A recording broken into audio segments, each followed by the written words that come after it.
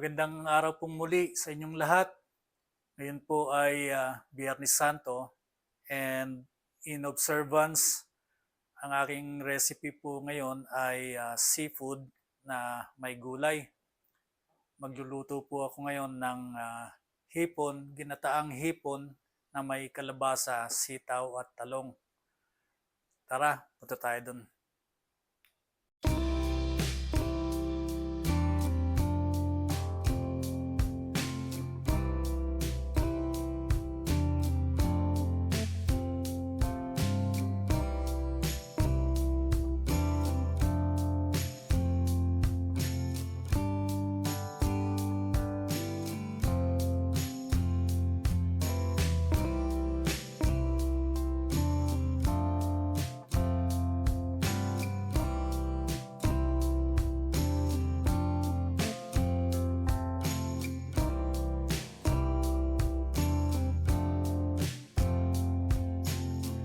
Okay, so ngayon po ay magigisa na tayo.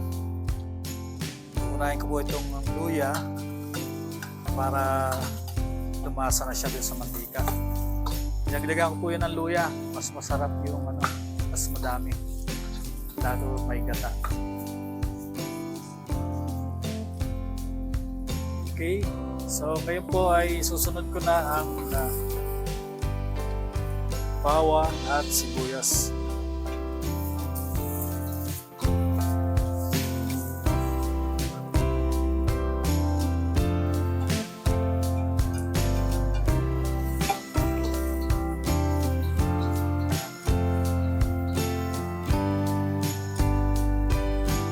Lagyan po ng konting mantika.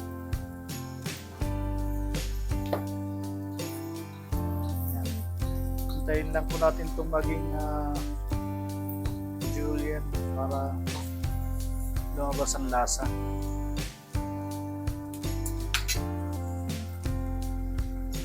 Tapos po ay lalagyan ko na ng bagoong para magisa ng konti bagoong.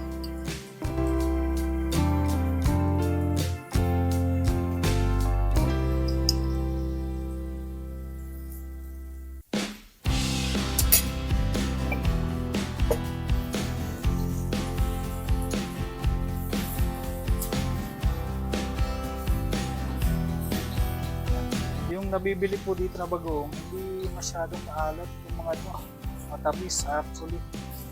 Kaya okay lang. Hindi na kadami.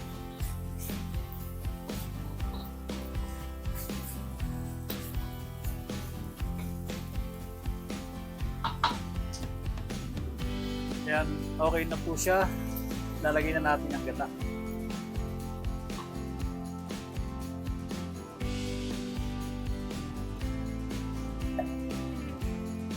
Dalawang lata po yung gagamitin ko. Yan na po yan. Isang buhos na lang. Hindi kagaya sa atin sa Pilipinas. May pangalawang gata at may kakang gata. Yun ay mga fresh po kasi. Dito isang ano lang yan.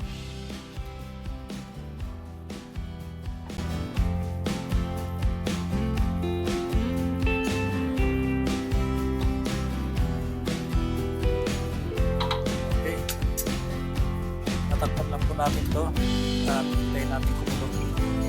Kaya nag-uumpisa na pong kumulo at pwede na po tayo maglagay ng gulay.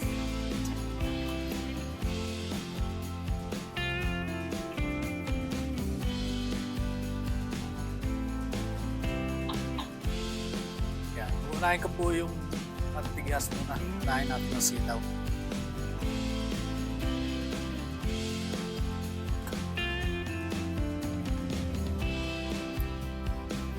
Siguro mga 3 minutes. Pwede na isunod yung lasa. Okay. Ayan. Tumapot na siguro yung sitaw. Pwede na po natin ilagay yung kalabasa.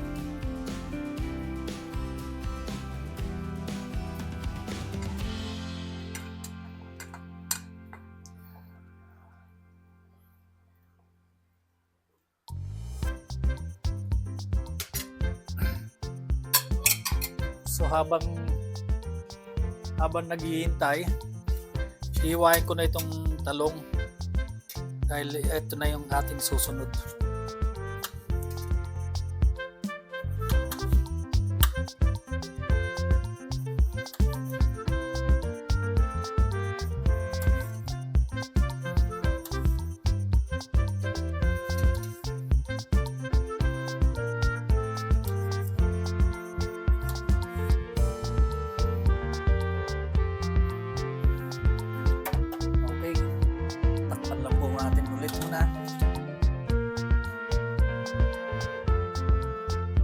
Okay, check po natin.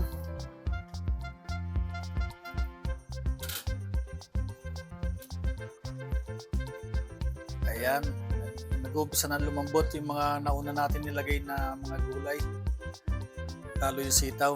Pwede na po natin ilagay itong talong. Ayan.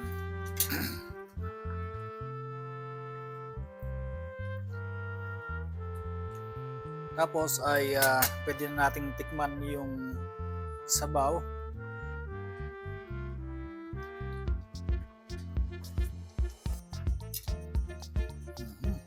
Lagyan natin ng konting asin. At ng seasoning para lumabas yung kanyang umami flavor.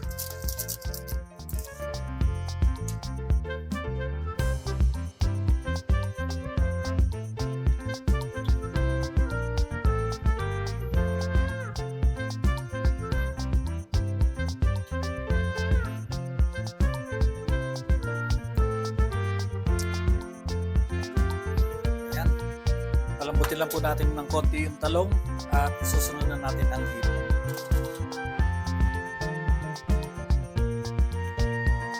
Okay, so check na po natin yung mga gulay. Lalayan po natin at baka ma-overcook. Pangit naman po pagka na-overcook siya. Okay, malambot na siya. Sitaw malambot, kalabasa. Tamang-tama po yan.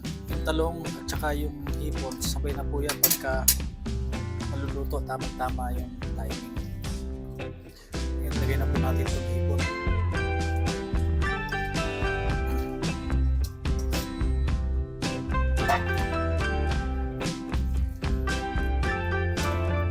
Ayan. Wow!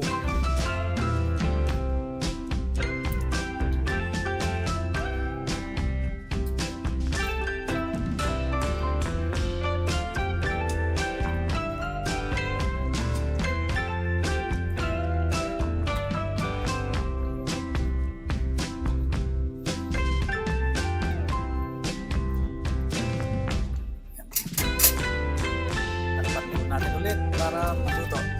Ayan, mapula na po yung hipon. Pwede na natin ilagay itong spinach.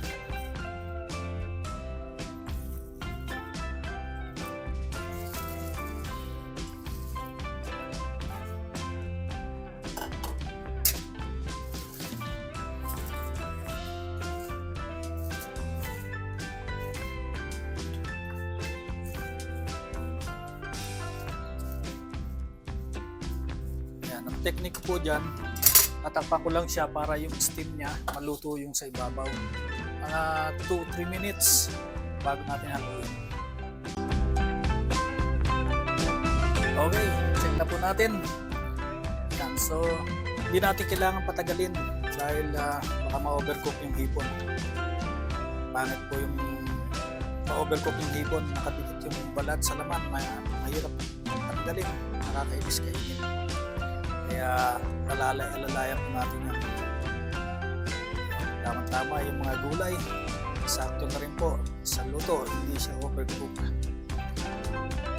Okay, tikman natin yung sabaw.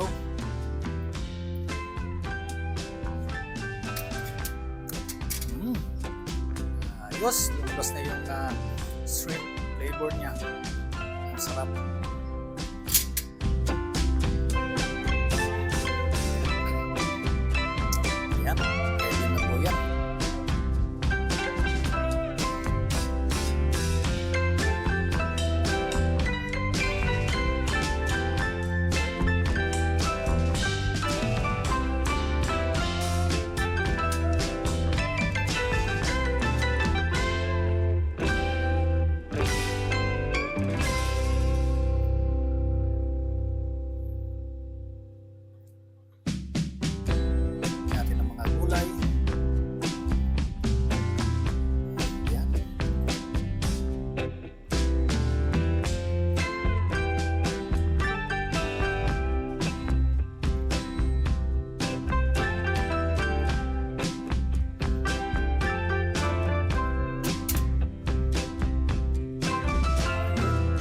Let's go!